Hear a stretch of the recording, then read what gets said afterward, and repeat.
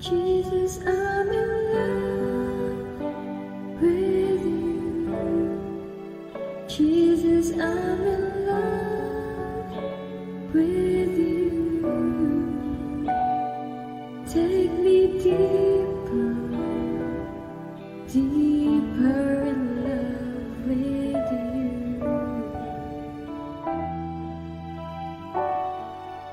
Jesus, I want more of you. Jesus, I want more of you. Draw me closer, closer to your heart. I've ever wondered how much I love you.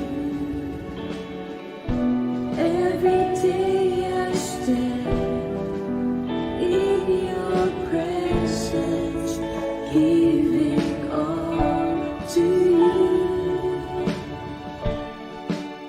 I never want to be far away from you. When I go astray, I find your love reaching out to me. Jesus, I'm in love with you. Jesus, I'm in love with you. Take me deeper, deeper in love with you. Jesus, I want more of you. Jesus, I want more of you. Draw me closer, closer to your heart. I've ever wondered how much I love you. Every day I stand in your presence, giving all to you. I never want to be far away from you. When I go astray, I find your love reaching out to me. Jesus, I'm in love with you. Jesus, I'm in love with you. Take me deeper, deeper in love with you. Jesus, I want more of you. Jesus, I want more of you.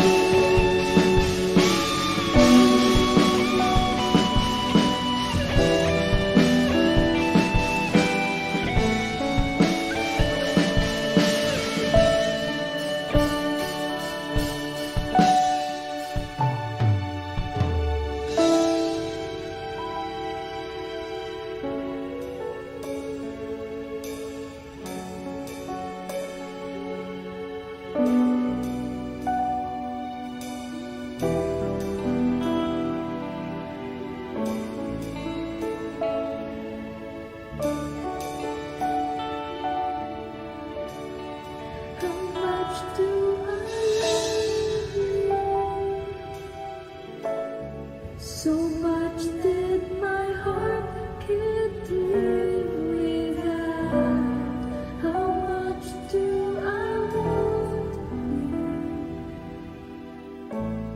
So much that I give my life for you. How much do I love you?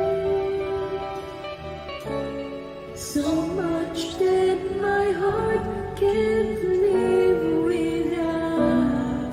How much do I want you?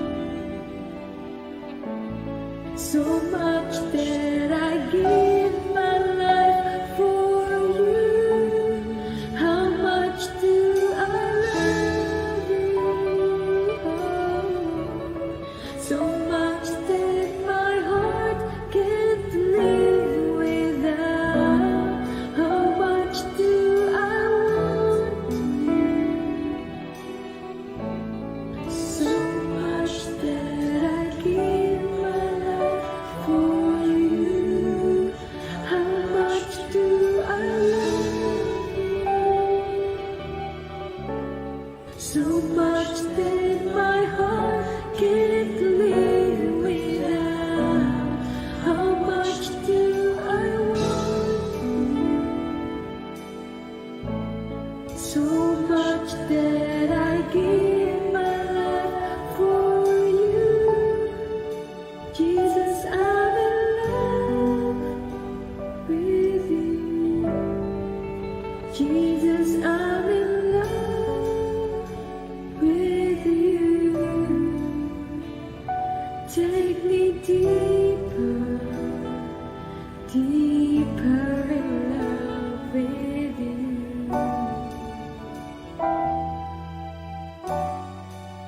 Jesus, I want more of you. Jesus, I want more of you. Draw me closer, closer to your heart.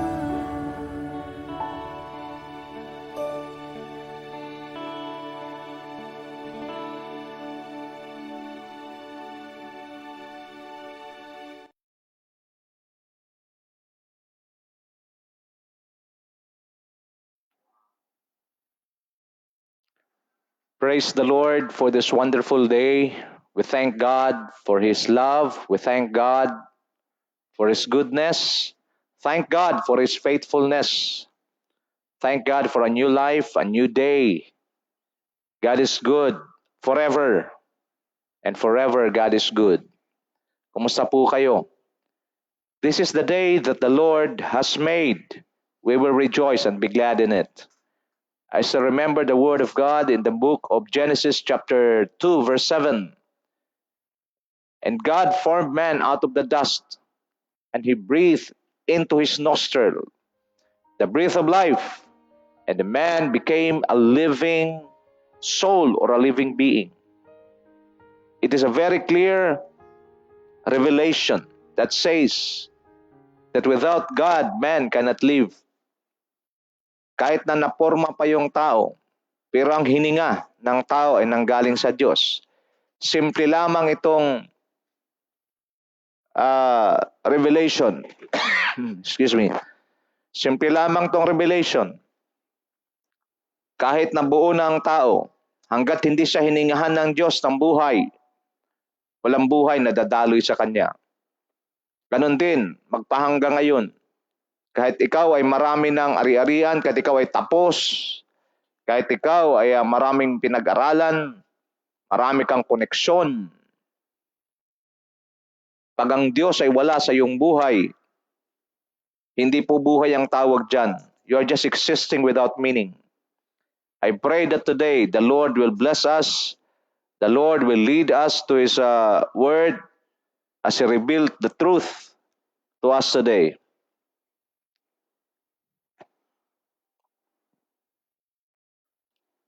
Let us come to the Lord in prayer. Father, we thank you and we bless you. Thank you for a new life. Thank you for a new day. Thank you that you've given us the opportunity once again to study your word. Speak to us in a very powerful way. Allow our spirit to hear from you, not just our physical ears, but our spirit. I pray that your word will become a double-edged sword that will penetrate into the dividing soul and spirit. I pray that your word will establish us today. Your word will continue to bless us today. In order for us to walk not just a simple spiritual life, but a powerful one, that whenever we encounter challenges in life, which we cannot avoid, we will always become victorious. For it is our trademark. We are more than conquerors through Christ Jesus. I declare that those who are sick, you will be healed in the name of Jesus. Receive your healing in Jesus' name. Those who are in need will be provided. Those who are confused will receive peace from God. And those who are weak will become strong. Because this is the day that the Lord has made for us. Whatever unfavorable situation, I declare that it will become favorable to us. The weak will become strong. Thank you, Father. We give you praise and we give you honor. Glorify your name in all the earth. Come on, people of God, let's just worship the Lord. Give God the glory, give God the honor. Hallelujah. Wherever you are right now, give Him the glory, give Him praise, give Him honor. Praise your name, O Lord. Hallelujah, hallelujah. You are Lord, you are God, forever and ever. Hallelujah. Come on, praise Him, glorify His name, for this is what He deserves in our life. Hallelujah. Allow God to rule over your lives. Oh, we give you praise, we give you honor. Glorify your name in all the earth. One more time, let us give God the glory. Hallelujah, hallelujah. Wherever you are right now, just as what the song said a while ago, how much do I love you? So much that my heart can't live without. How much do I love you? So much that I give my life for you. Let us surrender to the Lordship of Jesus Christ, our Lord, today. Father, we surrender our lives to you. We believe that we can only survive with you. Without you, we cannot survive. Lord, we declare it in the name of Jesus. In the name of Jesus. Thank you, Lord. Thank you, Lord. To you alone the glory, honor, and praise, now and forevermore. In Jesus' powerful name. Holy Spirit, lead us and guide us. Empower us today. Every word that will be released today, every word that will enter into our spirit will become a powerful one that will change our lives forever. This we pray, the powerful name of Jesus Christ, our Lord and King. And all the people of God say, Amen and Amen. So we are now in the study about the description of the church unusual. It is very important na maunawaan natin. Nung tayo po'y makilala sa Panginoon, we are just babies in faith. So marami hong mga prayer tayo na agad-agad sinasagot ng Diyos. Pero habang tumatagal, You can simply understand life if we will parallel if we parallel our understanding from the physical to from the natural to the supernatural, from the physical to the spiritual. Paano bata tayo? Lahat ng inihiling ng bata binibigay agad ng nanay. Pero habang tumatagal, habang nagmamature ang bata, hindi na lahat binibigay. Bakit? Because the child, habang siya lumalaki, habang siya nagmamature, nagkakaroon siya ng sariling decision. At kailangan magiging responsible siya because one day, yung kanyang magulang ay iiwanan siya.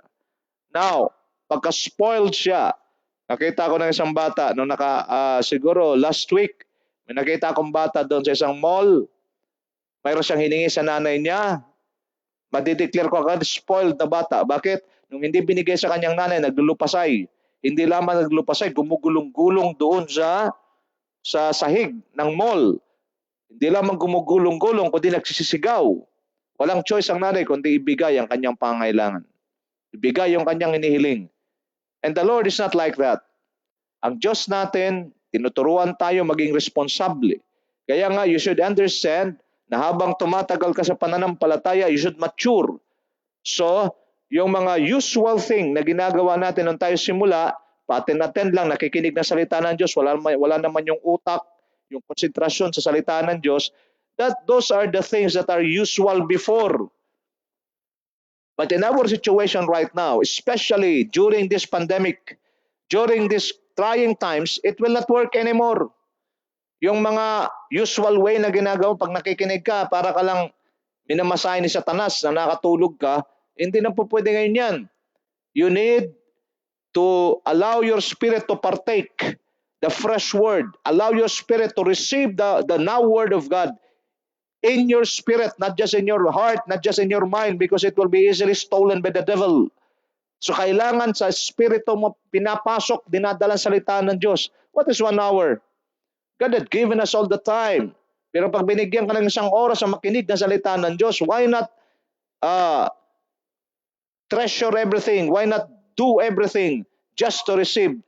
Alam niyo kung paano natin pinapakain ng ating physical na katawan. Dapat ganun din natin pinapakain ng ating spiritual o ating espiritu ng salita ng Diyos. The only food that will strengthen your spirit is another than the Word of God. That is why the devil is trying his best to really destroy. Bago kami magsimula, ang dami muna, itong live streaming natin, bago ito magsimula, marami munang mga pinagdadaanan ito. Why? Because the devil is trying to ruin, to destroy the momentum, the capacity, the strength of the Word of God. Ang dami ho na pinagdadaanan muna bago ito maere. So, kayo mga nakikinig, wag lang kayo makinig at akala nyo ready lahat. Bago pa live stream yan, marami munang mga gagawin ng demonyong distractions. But again, nakalusot na tayo, ito na tayo. So wag niyong basta-bastahin lang na makinig kayo pa. Yung iba, pakuya-kuya-kuy pa. Tumayo ng maayos o makinig, umupo ng maayos, makinig ng maayos. That is how we treat the Word of God. It doesn't mean that you do not go to church and then yan, gano'n na yun. Dapat nakabihis nga rin kayo ng maayos. Bakit? You're listening to the Word of God. Remember, God's Word is God Himself. John 1:1 and John 1:14. So you need to really understand the right way, the principle of honoring God.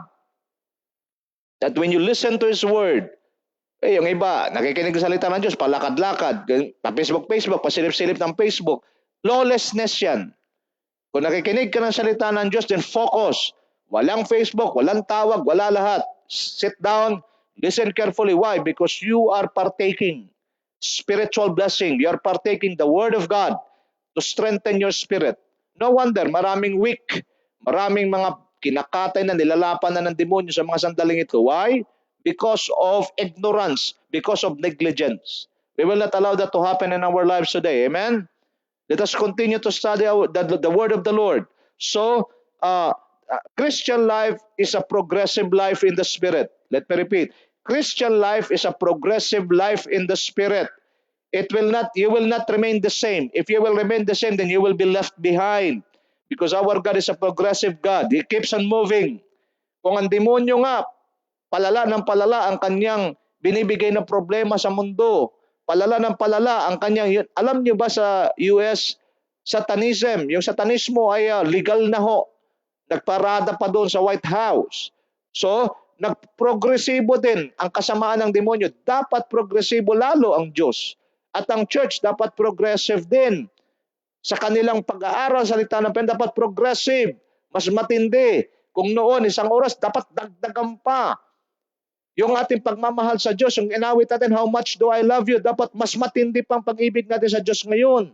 You can just imagine, almost 9 months na running ang pandemic na ito, but look at the people of God. We have been provided, we have been protected by the Lord. Kailangan yung intensity, taas pa natin. Kailangan yung level, yung ating pagmamahal sa Diyos dapat mas mataas. Di ba sinasabi ko palagi, needs, you cannot avoid needs in this life.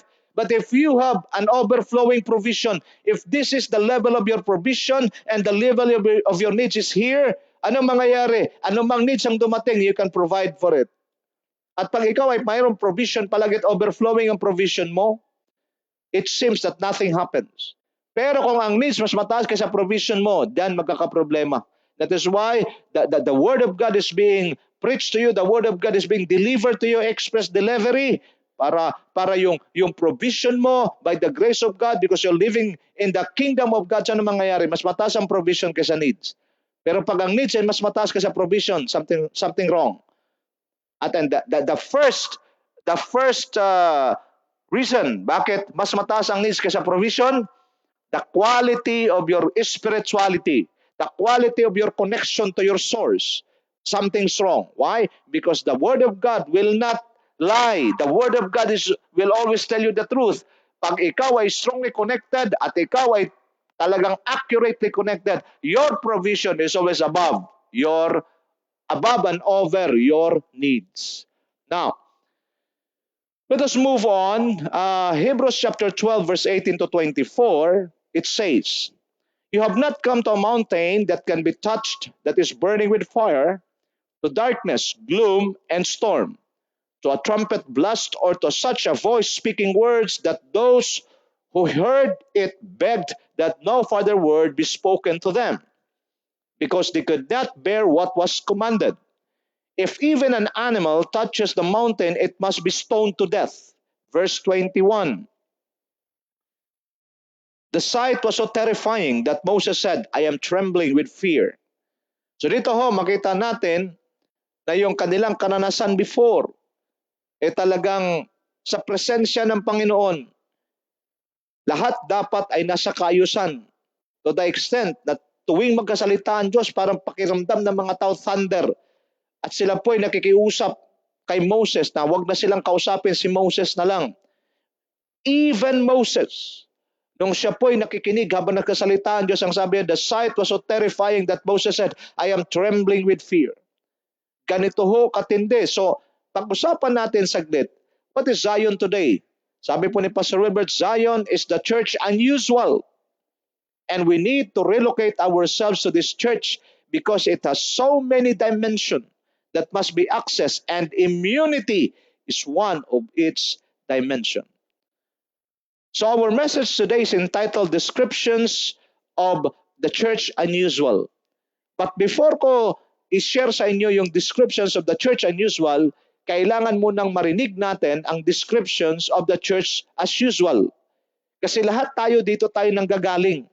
Again, our God is a progressive God. Hindi siya nanatili sa nakaraan. Siya po ay progresibo. Siya ho'y palaging moving. That is why if the church will not move with Him, then the church will be left behind. And if you will be left behind, laging tandaan, the devil is always left behind sa Panginoon. Ang Diyos ay milya-milya ang layo, ang demonyo ay malayong-malayo sa Kanya. Pag ang church hindi sumabay sa Diyos, ito ang nangyayari. Now, let us study first. Pasadahan lang natin yung description of the church as usual. The church as usual was stuck up in a place where God demonstrated His power to them long ago. Sabi sa Deuteronomy chapter 1 verse 6 to 8, the Lord our God said to us at Horeb, you have stayed long enough at this mountain. Break camp and advance into the hill country of the Amorites. Go to all the neighboring peoples in the Araba, in the mountains, in the western foothills, in the Negev, and along the coast of the land of the Canaanites and to Lebanon, as far as the great river of Euphrates. Verse 8, see, I have given you this land. Go in and take possession of the land. The Lord swore he would give to your fathers, to Abraham, Isaac, and Jacob, and to their descendants after them. Ang church, as usual, was stuck up in a place where God demonstrated His power to them long ago. Now look at me now. Mayroon pong season ang move ng Panginoon. Maalala natin sa church history, nung nag-move ang Diyos to charismatic movement. Napansin natin? Okay, so matindi ho ang signs and wonders before. Awitan lang, yung mga tao talagang tumbahan, may mga gumagaling. That was the season of God's move in a charismatic movement. And then dumating yung evangelical movement. Grabe naman doon ang salvation. That yung mga evangelists, when they preach the word of God, people are always cut to their hearts. Nagre-repent yung mga tao. That was the season before. Ang problema ng church as usual, na stuck up in a place where God demonstrates His power. Remember, God is a progressive God. Nagpo-progress ang Diyos. Hindi siya nananatili sa nakaraan. But sad to say, yung church as usual, ayaw nang mag-move together with God. But they were stuck up sa mga nakaraan nilang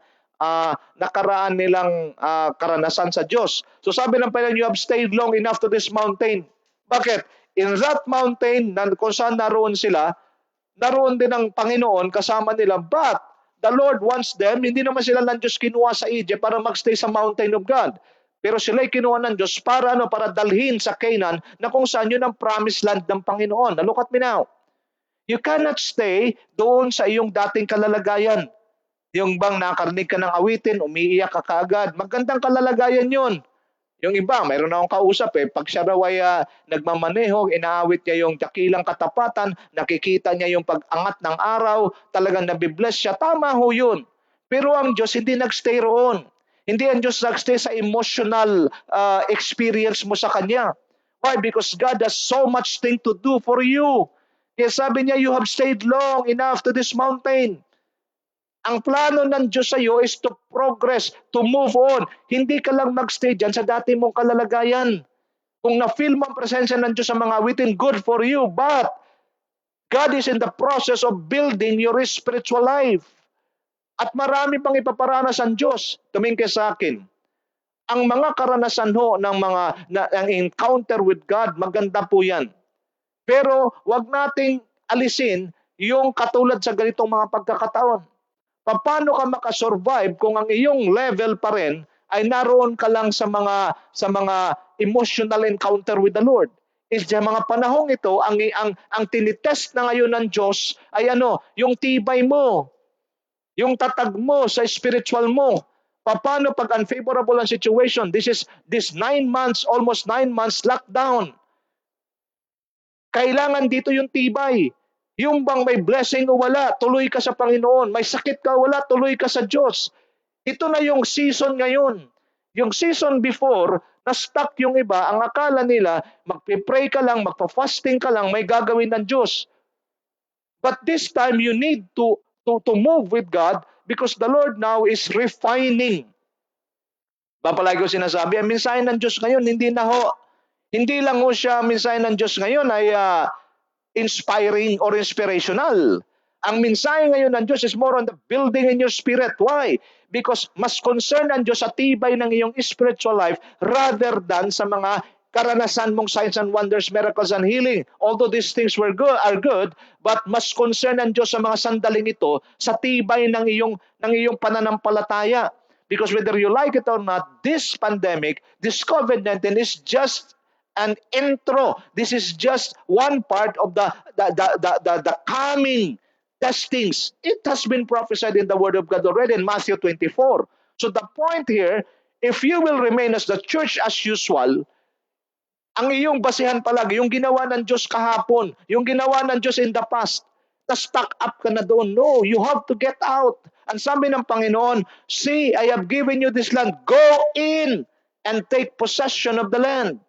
Ibig sabihin, mayroon pang plano sa iyo, kapatid, ang Diyos.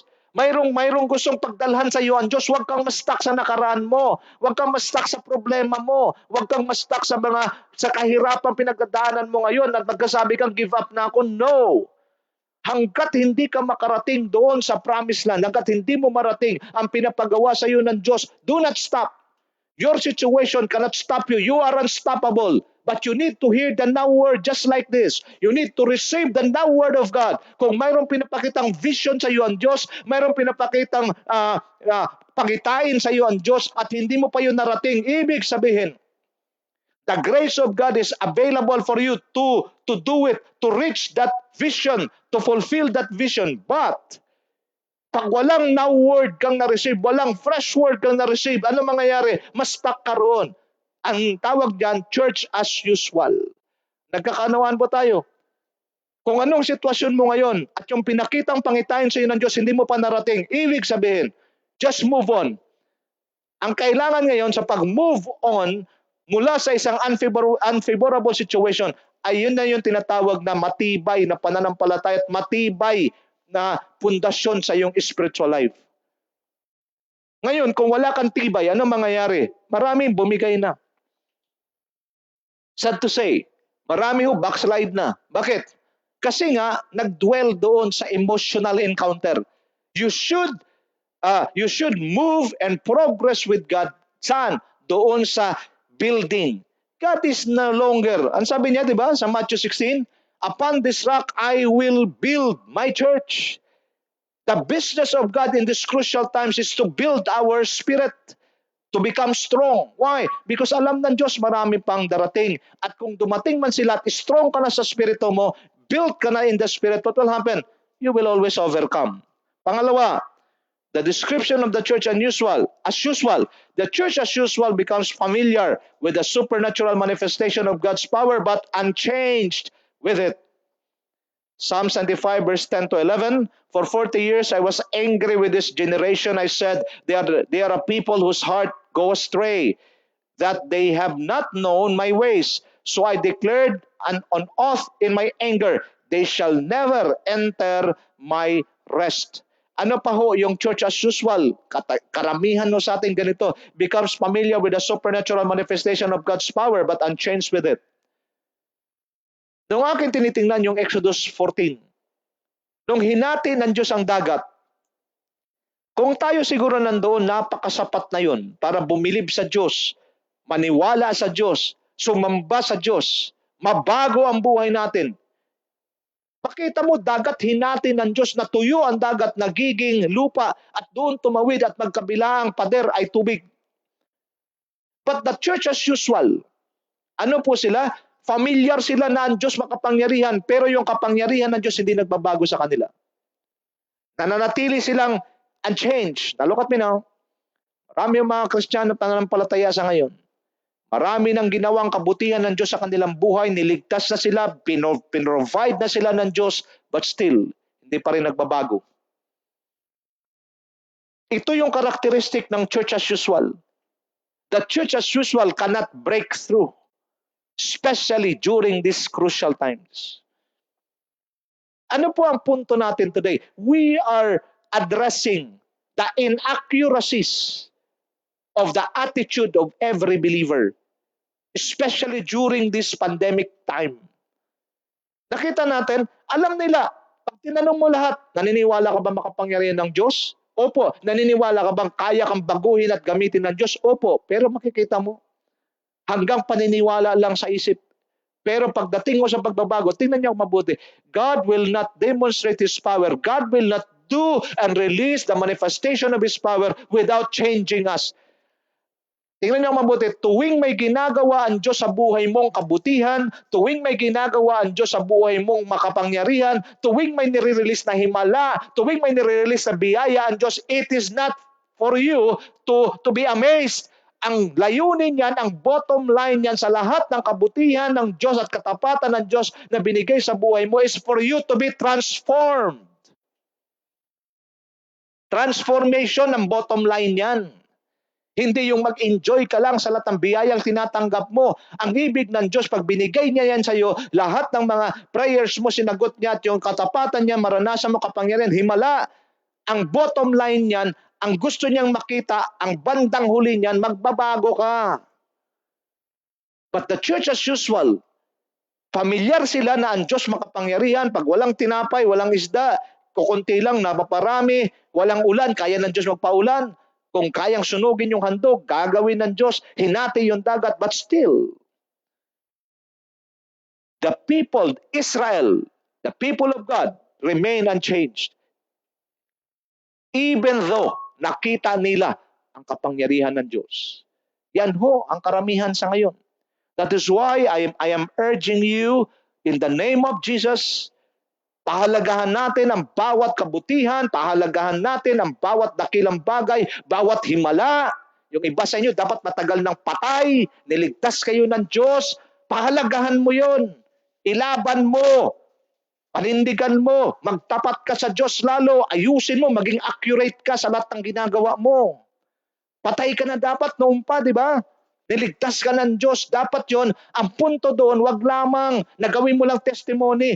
More than your testimony sa ginawang kabutihan ng Diyos, ang pagbabago ng buhay mo. Because the greatest testimony is none other than a transformed life. Mababaw kasi ang pagkatanggap natin noon. Pag may ginawa ang Diyos, i-testify natin kaagad. It is good, but it is not enough. Let me repeat. When God do something great in your life, it is not just for you to testify His goodness, but more than your testimony is your life to be transformed to what God wants. How the kind of life, just a Christ-like life. More than testimony is a transformation of life. Because pag ang buhay mo transformed, ano nangyayari? Kahit hindi ka na magkasalita, yung buhay mong binago ng Diyos ang magkasalita para sa iyo. So, familiar sila sa manifestation ng power ng Diyos, pero hindi nagbabago. Umalis ka na dyan sa ganyang kalalagayan. Pangatlo, the church as usual refused to listen and believe the one speaking from heaven with the now word. Ito, isa pa ito, Hebrews 12:19. To a trumpet blast or such a voice speaking words that those who heard it begged that no further word be spoken of them. So dito makita natin, isa ho sa description ng church as usual, they refused to listen and believe the one speaking from heaven with the now word. Hindi na sila nakikinig. Kahit na yung mensahe, katulad ngayon, no? Alam niyo ho, pinag-iisipan ko mabuti. Sabi ko, Lord, bakit inalaw ninyo humaba itong pandemic na ito? Bakit hindi kaagad na-formulate yung vaccine? Bakit hindi na lang ito mamatay katulad ng SARS na unti-unti na lang nag-die down hanggang totally nawala? Bakit ganon? The Lord simply impressed in my heart. Ang concern ng Diyos, ang barometer para itong pandemic na ito yung mamatay at mawala o yung bakuna lumabas agad is none other than the people of God. 2 Chronicles 7:14, if my people which are called by my name, who are called by my name, will humble themselves and pray, seek my face and forsake their wicked ways, then I will hear from heaven and I will heal their land. It is the people of God that God is speaking or talking about this pandemic that we are in right now. Ang barometer dito, mga mananampalataya ni Kristo. Sana mga mananampalataya ni Kristo, we should be sensitive enough. Naintindihan natin dapat. Sinara ng Diyos ang mga bagay sa mundo. Lahat ng bahay ng mga nagbibigay ng aliw sa laman, sinara ng Diyos lahat. Para ano? Para maintindihan natin lahat na hindi tayo mabubuhay at kayang buhayin ng mga bagay sa libutan. Bagkos, maintindihan natin, bumalik tayo sa Genesis chapter 2 verse 7, that it is God who can only give us life. We can only say that what we carry is life if God is with us, if God is the one ruling in over our lives. So ano po nangyayari nung hiningahan ng Diyos ang tao, naging buhay na kaluluwa, tsaka mo palang masabi na buhay ka. Kaya nga ang punto rito, ni-lockdown tayo ng Panginoon para ano? Para ma-detach tayo sa ginagawa ng sanlibutan. Tawag ko dyan isolation, quarantine. Kaya kina-quarantine tayo na Diyos. Pag kina-quarantine ka, di ba? pag ikaw ay mayroong contact doon sa isang may COVID-19, ikaw quarantine ka sa bahay mo, 14 days, hindi ka lalabas, wala kang makakausap. I believe, ito yung isa sa mga major na dahilan ng Diyos para i-quarantine ang kanyang mga nilikha, ang kanyang mga pinili, the believers. Why? Because most believers have already contaminated themselves in the systems of this world. Kaya ang gagawin ng Panginoon para hindi na madagdagan yung impluensya ng mundo at kamunduhan sa kanilang buhay, kailangan silang i-quarantine, i-lockdown. But something, kahit nasa loob na ng church, kahit nasa loob na ng bahay, pati church, nilockdown din ng Diyos para lang maintindihan natin that what we need in this life is none other than God. Sana nangyayari? Pati nasa loob, napasok na rin ni Satanas. Nasa loob ka ng bahay, nilockdown nga, hindi ka makalabas. Andun pa rin. Ang tinitingnan pa rin yung kanilang mga gadgets. Instead to seek God, yung gadgets pa rin ang inatupag. Wala. Now, tingnan niyo mabuti, huwag kayong ma-offend sa akin. As long na hindi ng Diyos makuha yung resulta na gusto niya. Ang alin? Na lumuhod, sumamba, magsisi, at maging mainit, mauhaw, magutom sa kanyang presensya ang mga Kristiyano. At pag hindi niya yan nakuha, He will extend and prolong the agony and sufferings. Buti ka kapatid, dahil mananampalataya ka, nasa ilalim ka ng proteksyon ng Diyos. Paano yung mga hindi mananampalataya? That is why, intindihin niyo ang mensahe ng Diyos ngayong araw na ito. Hinihiling, ang resulta kung gusto makita ng Diyos, matransform ang buhay natin, maggutom, mauhaw tayo sa kanyang presensya at sa kanyang salita. At pag ito'y nagawa natin, kung hindi gawin ng iba't ayaw ng iba, sa atin muna magsimula. At least, sa atin, mayroon nang nangyari. Para hindi na ma-extend, hindi na ma-prolong itong agony na ito. Why? Because the barometer, the indicator, kung kailan matapos ang paghihirap na ito, pandemic na ito, nakadepende sa church, di ba? Palagi ko sinasabi, the condition of the church will determine the condition of a nation. Where the church goes, the nation goes. What about the church today? Nasa loob ng bahay na nga, hindi na nga makalabas, hindi pati trabaho, hindi na ng Diyos pinalabas. Para dapat wise ka, maintindihan mo. Bakit ganun, Panginoon? Kasi gusto ng Diyos na maintindihan natin that life, the only life that we need is none other than God. But sad to say, naroon pa rin, nanonood lang, may live streaming, hindi pa rin makinig. So, you're just extending the suffering. Sana sa atin ngayon, magbago tayo, matransform tayo ng salita ng Diyos. Hebrews 12:25, see to it that you do not refuse Him who speaks. If they do not escape when they refuse Him who warned them on earth, how much less will we if we turn away from Him who warns us from heaven? Number 4, the church as usual do not have the spiritual dimension that will carry the grace and the presence of God. Hebrews 12:21, the sight was so terrifying that Moses said, I am trembling with fear. So, isa ho sa description ng church as usual, they do not have the spiritual dimension that will carry the grace and the presence of God. Why? Marami hong mga churches, mga mananampalataya, naroon lang sa nakaraan, walang kakayahan. Pag mayroon ng bagong mensahe, pag matalas ng mensahe, hindi na kinakaya. Sasabihin ka agad, palaging galit yan, natuturo na yan. Pag mo intindihin yung galit, intindihin mo yung mensahe. Kaya mo lang nasasabi kasi ikaw ang tinatamaan. Ngayon, kung tinatamaan ka, magpatama ka. Kasi pag ikaw ay tinatamaan at nagpatama ka, tiyak, malalaman mo, may tama ka nga. Tama? Ganun lang yan, mga kapatid. Ang sabi ho sa Ephesians 3:2-9, surely you have heard about the administration of God's grace that was given to me for you. That is the mystery made known to me by revelation, as I have already written briefly. In reading this, then, you will be able to understand my insight into the mystery of Christ, which was not made known to people in other generations, as it has now been revealed by the Spirit to God's holy apostles and prophets. Verse 6, this mystery is that through the gospel, the Gentiles are heirs together with Israel, members together of one body, and sharers together in the promise in Christ Jesus. Verse 7, I became a servant of this gospel by the gift of God's grace given me through the working of His power. although I am less than the least of all the Lord's people, this grace was given to me to preach to the Gentiles the boundless riches of Christ and to make plain to everyone the administration of this mystery which for ages past was kept hidden in God who created all things. Nakita ho natin? Kailangan bukas ang ating mga tenga. Bukas tayo sa salita ng Diyos. Why? Because ang sabi rito ni Paul, this grace was given to me to preach to the Gentiles the boundless riches of Christ. Maraming gustong sabihin ng Diyos.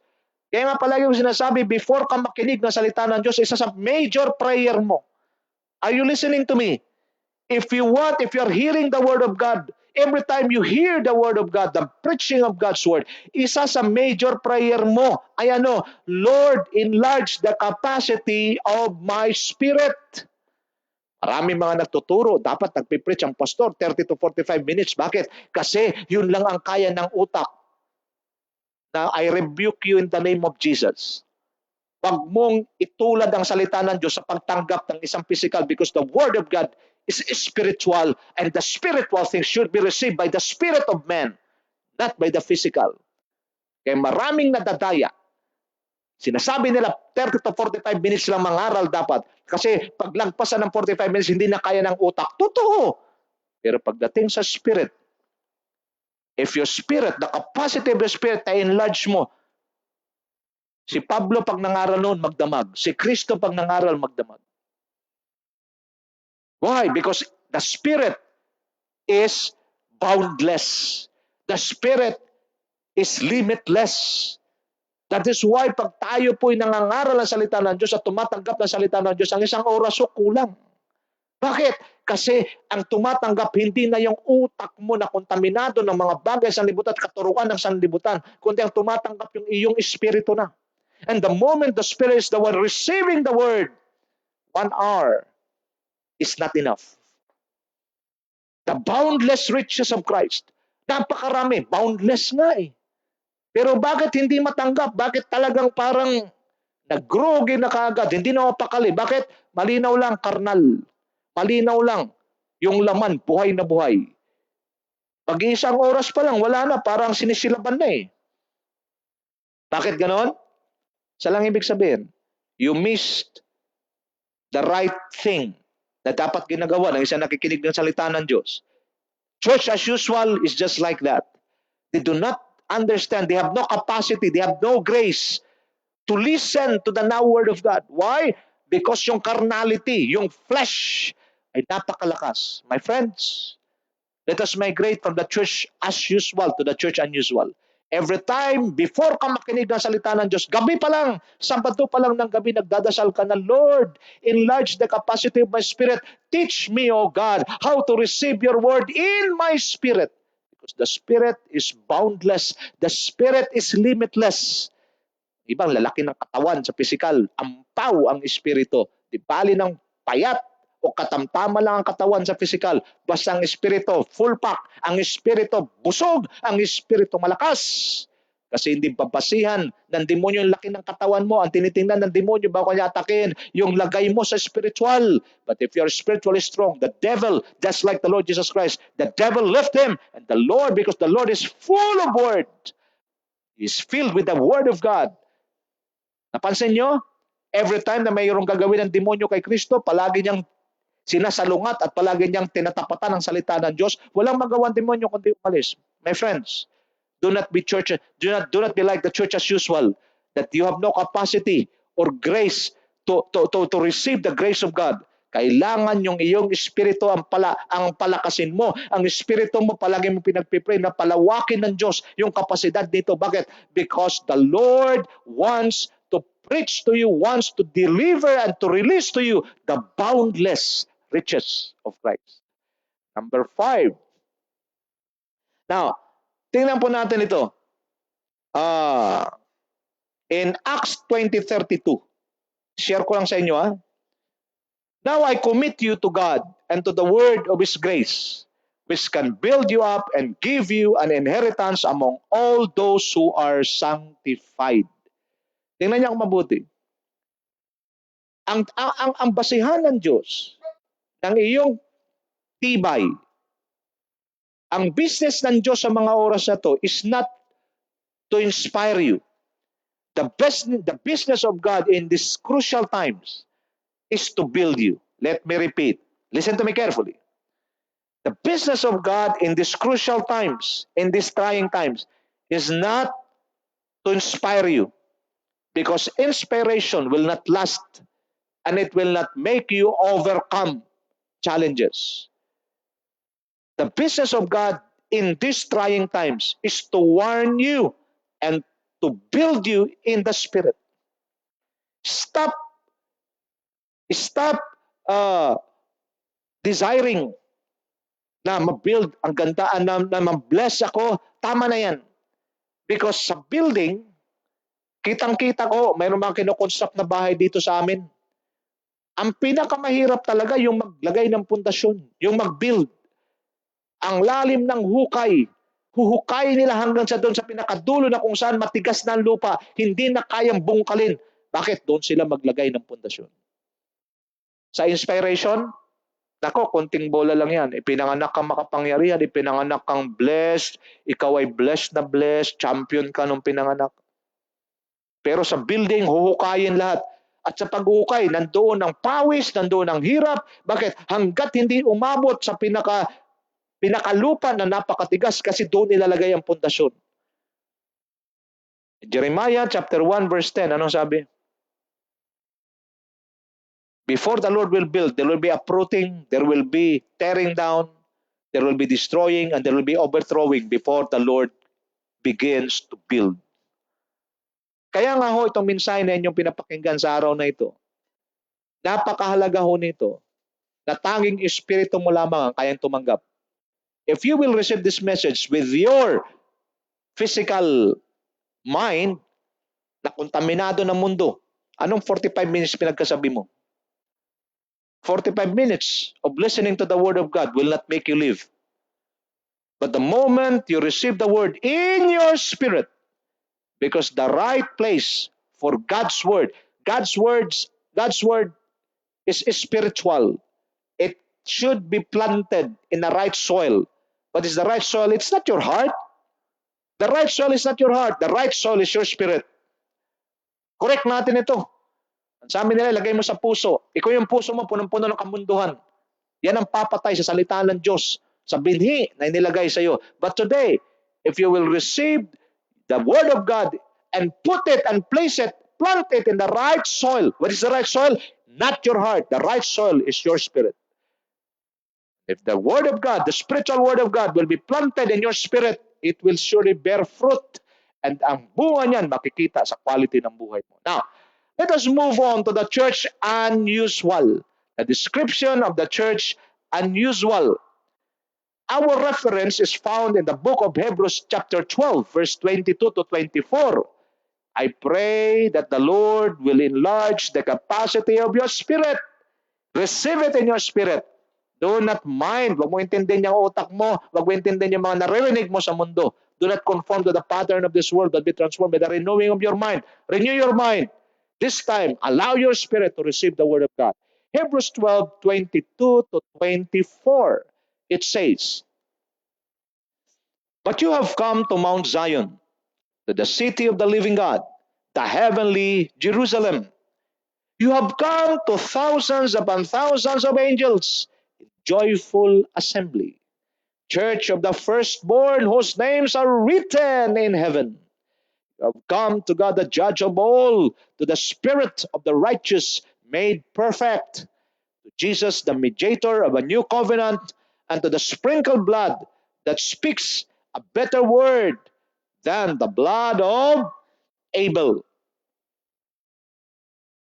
Nakita natin ang church as usual. This time, let us study about the description of the church unusual. Are you ready?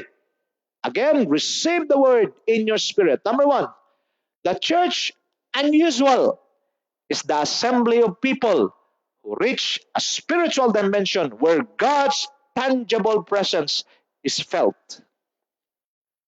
Sa church as usual, the presence of God is no longer welcome, because they dwell in the past. But in the church, unusual. It is the assembly of people who reach a spiritual dimension where God's tangible presence is felt. Ibig sabihin, malayang-malaya na nakakakilos ang Diyos sa lupon o sa kapulungan ng mga mananampalataya sa bawat buhay ng individual. Welcome ang presensya ng Diyos at hindi lamang welcome kundi nararanasan. Alawan po natin. At lagi natin tandaan, malalaman mo that you already migrated from the church as usual to the church unusual when the presence of God, the tangible presence of God is being felt. Now look at me now. Iwasan natin kasi mayroong iba, sinasabi nila nandito ang presensya ng Diyos kasi kinikilabutan ako. Dito ho sa church unusual, may kilabot o wala, secured ka. Na alam mo na ikaw ay nasa presensya ng Diyos. Kailan mo malalaman? Bigyan ko kayo ng isang simpleng katotohanan para ma-overcome, ma-surpass na natin yung pagiging emotional. Kasi yung iba hanggat hindi makaiyak, hanggat hindi kilabutan, sasabihin nila wala pa ang presensya ng Diyos. No. Sabi ng Bible, the presence of God fill the earth. Pero yung contaminated, inaccurate na mga karanasan before, kailangan may kilabot muna, kailangan lumuha, kaya pipiliting lumuha, pipiliting kilabutan para lang sabihin nandiyan ng Diyos. No. Let us be biblical and accurate.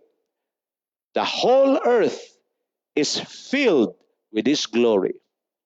Ibig sabihin, ang sabi niya sa kanyang salita, ako si Yahweh, ako'y nasa lahat ng dako. God is where you are. God is where you are. Kung saan ka naroon, nariyan ng Diyos. Narito din ang Diyos sa amin. If you migrate from the church as usual to the church unusual, you will feel the presence of God.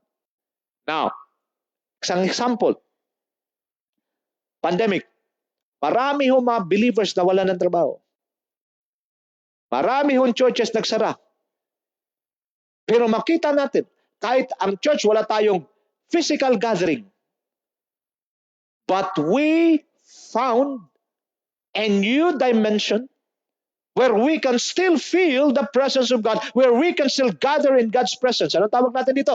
Fellowship in the cloud. Bakit in the cloud, Pastor? Because we are fellowshipping through the internet. At ang internet, yan naman sa cloud ginagawa yan. So this time, natutunan natin na hindi lang pala physical gathering, face-to-face gathering, ang pwedeng magiging channel na kung saan we can feel and we can experience the power and the presence of God. Naintindihan, no? Sa church unusual, hindi tayo nangalungkot.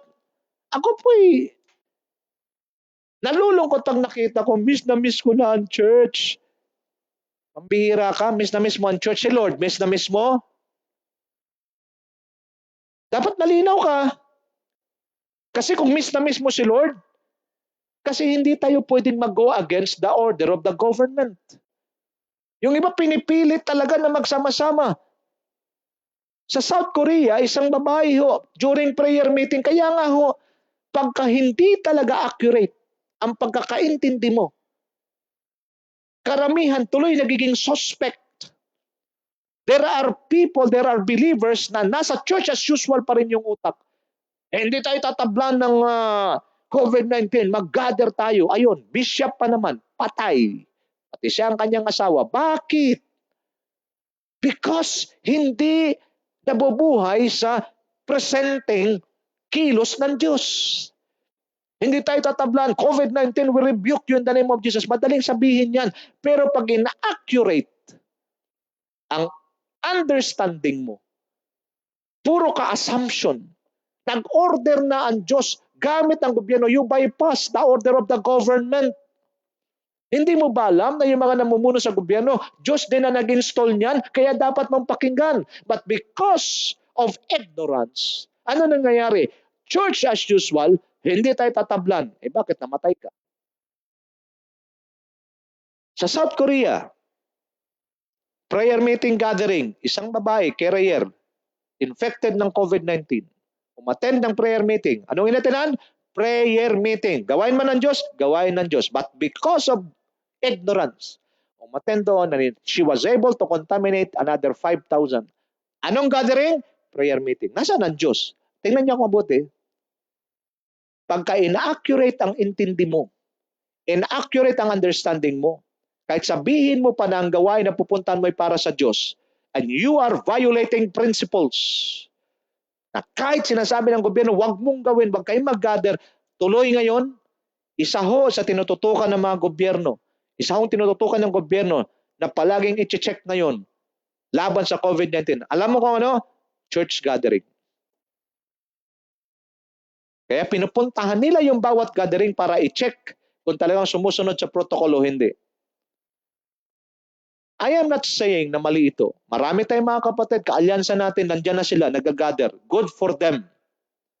But, kung sa tingin mo alanganin, kung sa tingin mo na talagang hindi pa pwede, huwag mong ipilit.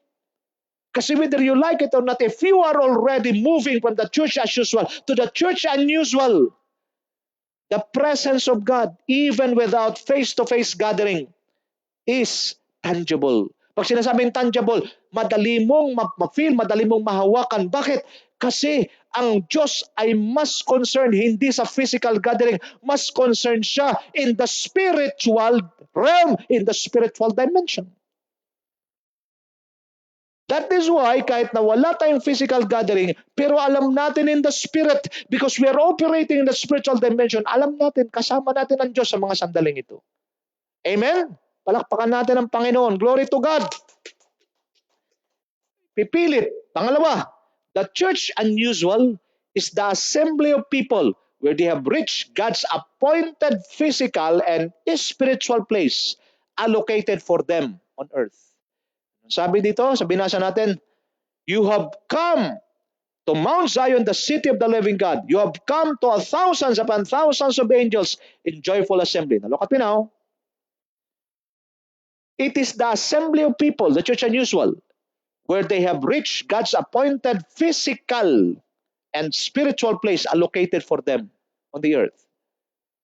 One of the manifestation of God's provision and favor to the church unusual is the ministry of angels. Nandun kami ni Sister Cora sa Bicol nung dumating itong bagyong Ulysses. Nasa akala ng iba mahina, yung pala malupit. Tumatawag ako sa mga anak ko, tumataas daw ang tubig dito. We've experienced before kung gaano kataas ang tubig dito sa amin. Kaya tinatawagan ko yung mga anak ko, ilabas nyo yung sasakyan para kahit paano masave natin. To make the long story short, we prayed to God, Lord, wag naman mangyari. Tsaka si Pastor Wilbert nandito rin. So we prayed to God. Alam niyo ang nangyari? Malinaw ho eh. Pag nasa church unusual ka, ibig sabihin, if you're in the church unusual, you are doing the will of God, you are reaching the appointed physical and spiritual place allocated for you by God. It is very unusual. Bakit? Ni hindi man lang, yung aking garahe ho mababa, ni hindi man lang umakyat sa garahe ko yung tubig. Ganon din kay Pastor Wilbert, yung kanyang garahe. Andun yung kotse ni Lemuel, hindi inalis. Pero makikita mo, ang layo-layo ng tubig sa kotse ni Lemuel. Mababa lang yun sa kanila. Magtataka ka. Sa daanan ang tubig hanggang tuhod, lagpas pa sa tuhod ko, sa tangkad kong ito. Pero pagdating sa kanila, hindi umabot ho. Doon lang sa may bukana lang ng garahe. Anong point ko dito? If you are living in the church unusual, you are doing the work of God, you are committed to advance the kingdom of God, what will happen? The ministry of angels is evident, will be manifested. That is one of the blessing and favor of God to the, if you migrate from the church as usual to the church unusual. You will reach your God's appointed physical and spiritual place. May allocation ang Diyos na lugar para sa iyo at sa akin physically and spiritually. Where the ministry of angels, the move of God, malinaw sa iyo. Alam mo na Diyos kumikilos. Naroon kami sa Bicol habang binabayo kami ng bagyo ng Ulysses sa Bicol. Tingnan niyo ako mabuti. Mayroong mga precast doon ng mga bahay na tinatayo din sa CWC, sa Pili. Ito yung tourist spot doon. Purihin ang Diyos. Kasi nilagay kami ng Panginoon sa isang bato. Ibig sabihin, simento na bahay na habang binabayo ng Ulysses yung bahay, talagang naroon kami. Panatag kami kasi matibay. Bukod doon, yung panalangin namin sa Diyos, doon lang po ako nakarinig na talagang hangin na sumisipol. At kinabukasan nakita namin yung katabi namin bahay, semento rin. Bumagsak yung kesame. Na kung saan, kung titingnan mo, doon dapat mabagsak sa nakatira doon. Purihin ng Diyos. We were safe, protected, covered by God. Pagkatapos ng bagyo, purihin ng Panginoon. We're still alive. Anong punto rito? Because alam ng Diyos kung paano ka protektahan. Alam ng Diyos if you are moving with Him, you are doing the work of God that He wants you to do. You are advancing the kingdom. You are living a life, a transformed life. What will happen? Evident. Yung ministry ng Diyos sa iyo, evident. Alam mo, 9 months na lumilipas. Pero mapapansin natin, yung provision ng Diyos, yung protection ng Diyos, nandyan pa rin sa atin. Sino sa inyo makapagsabi sa akin, Pastor? Yung kausap ko kanina, walang COVID yun. Hindi mo alam. Because our enemy is invisible. Di natin nakikita. Di natin alam yung ating mga nakasalamuha or infected o hindi. But why is it, pagdating mo ng bahay, ganun pa rin ang pakiramdam mo, malakas ka pa rin. Bakit? Because malinaw lang. Because you are advancing the kingdom of God, you are living a life transformed by God, you are demonstrating the power of God through your life. You are giving God the reason to protect you, to provide for you. Bakit? Kasi ang tao na nabubuhay sa presensya ng Diyos, nabubuhay na sumusunod at nabubuhay para sa Diyos, hindi niya kailanman pagkukulangin at hindi niya kailanman gugutumin at hindi niya kailanman pababayaan. This is part of living our lives in a church unusual. Number 3, the church unusual is the assembly of people where angels join them as they worship God and are ready to assist them and minister to their needs. Kami ho, naranasan talaga namin nung kami nagpunta sa Tabaco, nagdala kami ng ayuda sa mga pastor. Kami na lang ho, mula Tabaco, pabalik ng Pili, kami na lang ang nagtatravel sa daan. Ay, naku mga kapatid.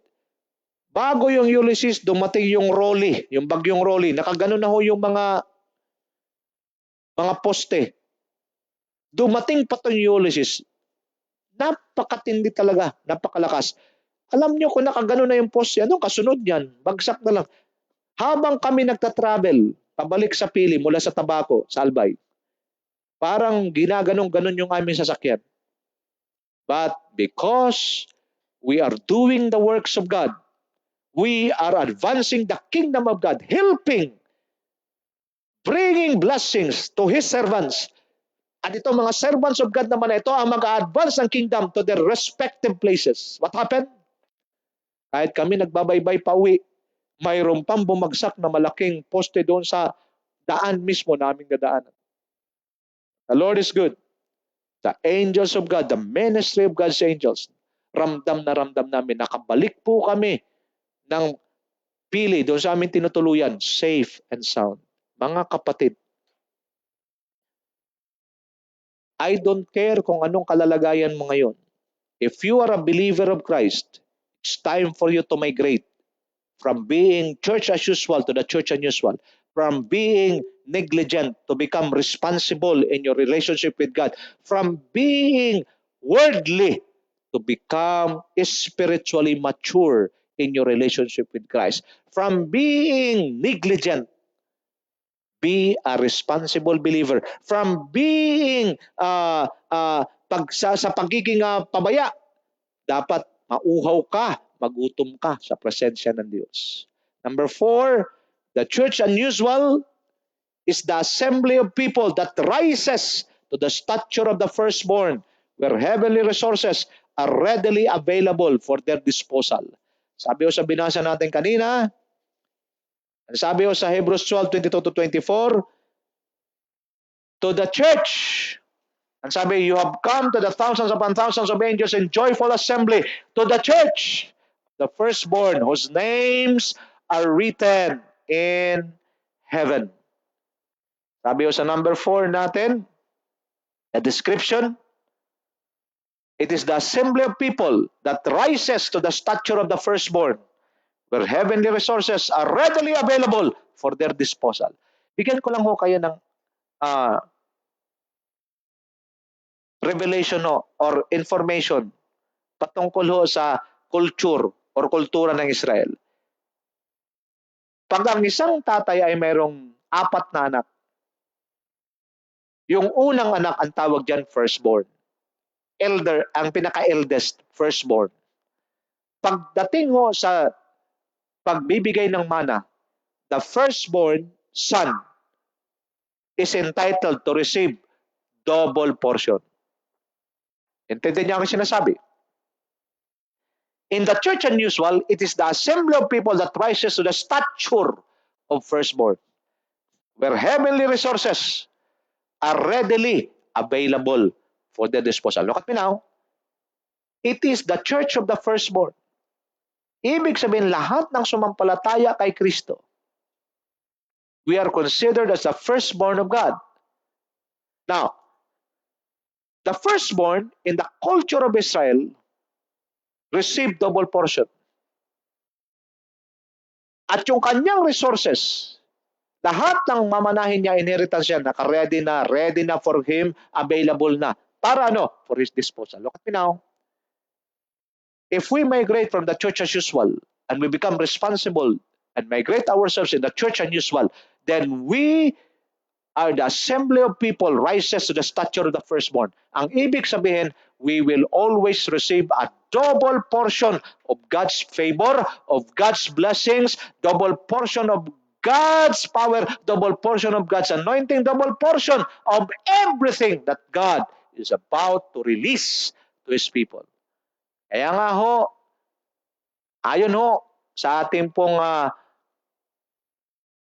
leader, Pastor Wilbert Butchal at sa kanyang spiritual father, we are living under a double decade of an open heaven. Pag dumating ang punto na tayo po ay mag-migrate from the church as usual to the church unusual, then we will rise to the stature of a firstborn. Anong ibig sabihin? Pag sinasabing stature of the firstborn, you are living your life for God, you are manifesting the life of Christ, you are totally, completely committed to Him, then the stature of the firstborn will be yours and you will receive where heavenly resources are readily available for our disposal. That every time, yun ang aking sinasabi, the firstborn, those believers who have the stature of the firstborn, their provision is always greater than their needs. This is the level of your provision. This is the level of your needs because we cannot avoid needs in this life. Hindi natin maiwasan ang pangailangan. Palaging may pangailangan sa mundong ito. Pero kung ang level ng provision mo ay doble palagi sa pangailangan mo, anumang pangailangan, meron ka kaagad may provide na solusyon or may provide sa lahat ng pangailangan mo. So, tingnan niyo mabuti. Catch the revelation now. If your provision is greater than your needs, what will happen? Although there are needs, but if your provision is greater than your needs, what will happen? It seems that there are no needs na nangyayari sa buhay mo. Because every time na mayroong pangailangan, ang provision mo mas mataas sa pangailangan mo. Isa ito sa blessing na meron ang mga firstborn. And these heavenly resources are readily available for their disposal. Now, look at me now. Nabasa ko ho sa Ephesians 1:3. Ang sabi, for we are blessed with all kinds of spiritual blessings in the heavenly realms. Blessed na ho tayo ng Diyos. At anong klaseng blessing? Lahat ng spiritual blessings. Kasama dito sa spiritual blessings na ito is to access the grace of God and the resources of God in heaven.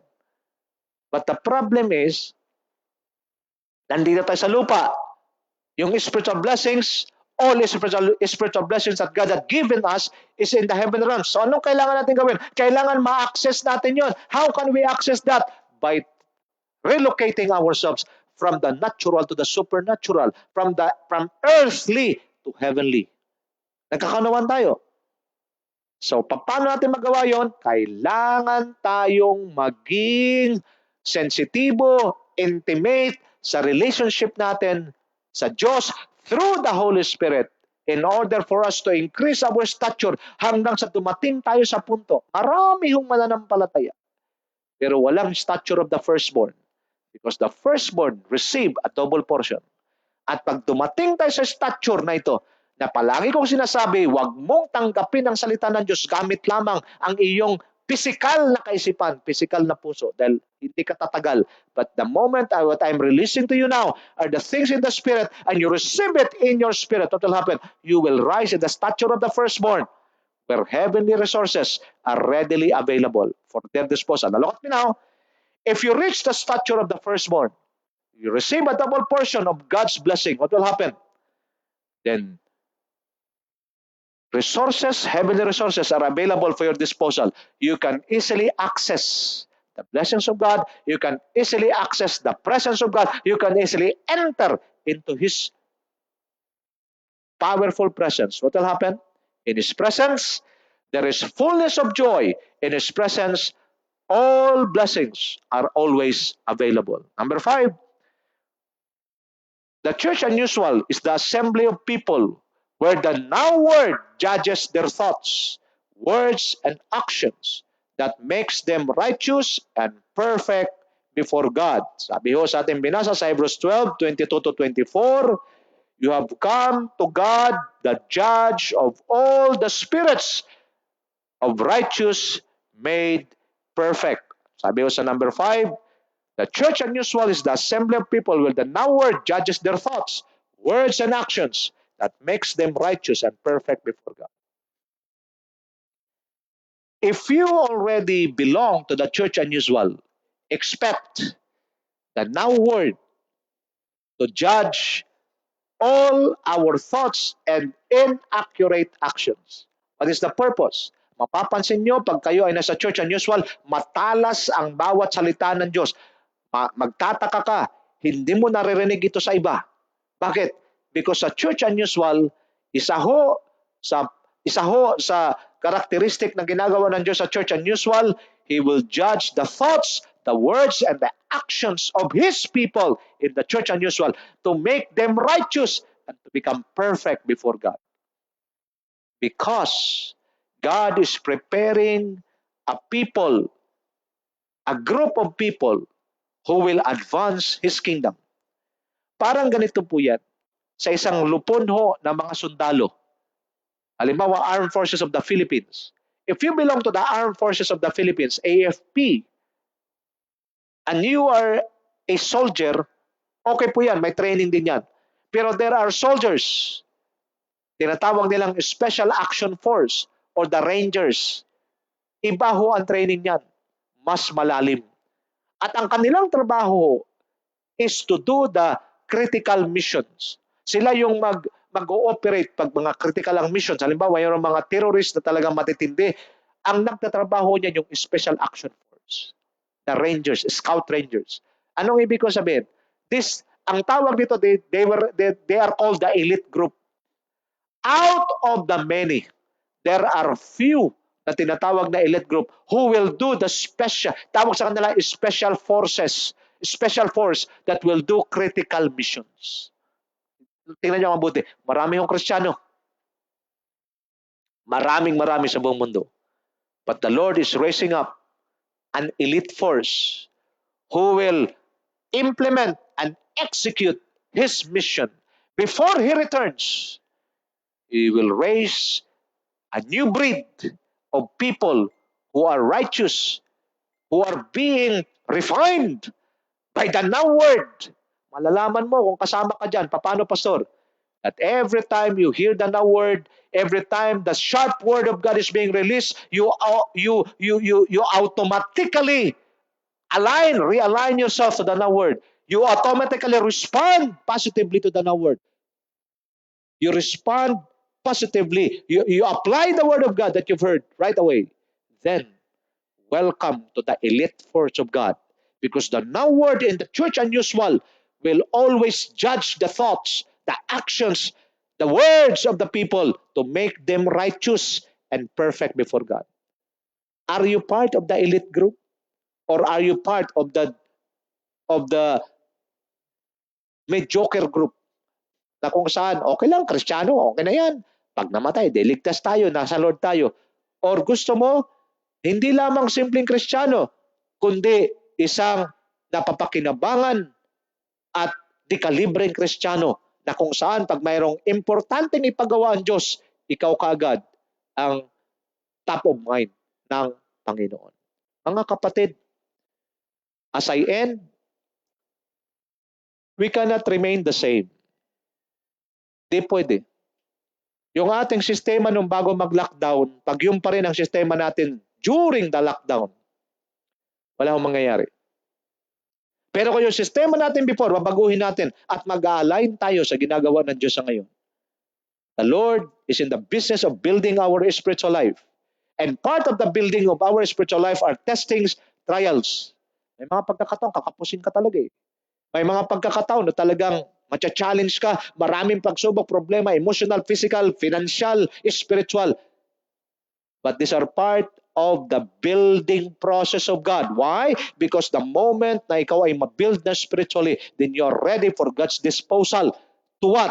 To execute His plan. What is the plan of God on earth? To advance His kingdom until Revelation 11:15 will happen. The kingdom of this world will become the kingdom of our Lord and His Christ and His Messiah, and He will reign forever and ever. Sino ho ang kingdom advancers? These are the people who belong to the church unusual. Let us come to the Lord in prayer. Hingin natin sa Diyos. Kung ikaw ho ay hindi na naging mainit, kung ikaw ho ay nanlalamig na sa iyong pananampalataya sa Panginoon, kung ikaw ho ay hindi strongly connected sa carrier ng iyong grace, kung ikaw ho ay lone ranger na Kristiyano, palagi lang nag-iisa, ikaw pa rin na nasusunod sa buhay mo, hindi mo kinikilala yung spiritual covering, yung spiritual authority na binibigay ng Diyos over you, sa buhay mo, na maggagabay sa iyo. Isa lang ibig sabihin yan. You are still in the church as usual. And if you belong to the church as usual, you have not increased your stature to the firstborn. You will never receive the double portion of God's blessings. And you will never receive the now word because walang nagkasalita sa buhay mo. But if you allow the authority of God, you allow the works of God in your life to flourish, you welcome it. The now word, masakit ang salita ng Diyos, matalas, pero you welcome it, then you will be refined and you will become to the new breed that God is raising up in this end times to advance His kingdom and to proclaim Revelation 11:15, the kingdom of this world will become the kingdom of our Lord, and you will be rewarded by God and you will be blessed by God, not just you, including your family, including your possessions, because this is the portion of the people of God who live in the church unusual. Father, we thank you. We bless you for this wonderful day. We love you, Lord. And we thank you na pinapaunawa mo sa amin na hindi kami pwede manatiling bata sa pananampalataya, pagkos kami ay dapat mag-mature at lalo kaming lumapit sa iyo, lalo kaming magpakatibay, magpakatatag, at habang kami binibuild mo spiritually, help us to always welcome the works of your Holy Spirit. Help us to always welcome the now word. Help us always welcome the sharp messages that refine and cut off all our inaccuracies. Bless the people who are listening to me right now. I pray that they will make a decision today to migrate from the church as usual, from being negligent to become responsible, from being sinful to become righteous, from doing wickedness and my great in doing the things of holiness and righteousness. I pray in the name of Jesus, I release to you the grace to govern and the power to prevail, to realign and to readjust your feet, your heart, and your spirit to the now word of God that being released to you today. I declare that your stature will grow until you increase to the stature of the firstborn, and you will receive the double portion of God's blessings and favor over your lives as you continue to welcome the work and the words of God. Realign, readjust your feet and your spirit to the now word of God today, and welcome to the church unusual. This I pray in the almighty name of Jesus. Your table will never run out of food. Your finances will continue to grow, and the Lord will provide you extraordinary blessings and multiple streams of income. This I pray in Jesus' name, and the blessed people of God declare, Amen and Amen.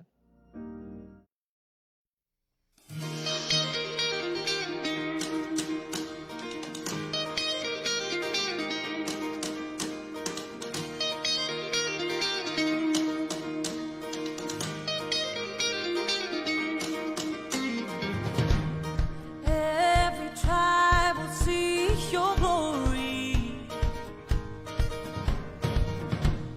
Every nation bow before you.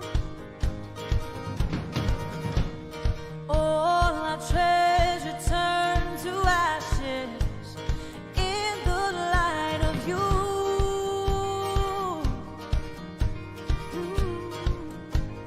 As we're singing, holy is the Lord Almighty. Only you are worthy, worthy of it all. Every tribe will see your glory. Every nation bow before you. Oh, all our treasure turn to ashes in the light of you. Oh, as we're singing, holy is the Lord Almighty. Only you are worthy, worthy of it all. Praise and glory, honor and strength unto our God, unto our God. Matchless, endless, Lord unrestrained. This is our God. Every tribe sing praise and glory, honor and strength unto our God, unto our God. Matchless, endless, love unrestrained. This is our God. Every tribe sing, ayo, ayo, ayo, ah. Ayo, ayo, ayo, ah. We sing, ayo, ayo, ayo, ah. Ayo, ayo, ayo, ah. Oh, there is no one like our God. No one. There is no one like our God. There is no one like our God. There is no one like our God. Wala kang katulad, O Diyos. Wala kang katulad, O Diyos. No hay nadie como nuestro Dios. No hay nadie como nuestro Dios. There is no one like our God. We sing, there is no one like our God. There is no one like our God. There is no one like our God. Praise and glory, honor and strength unto our God, unto our God. Your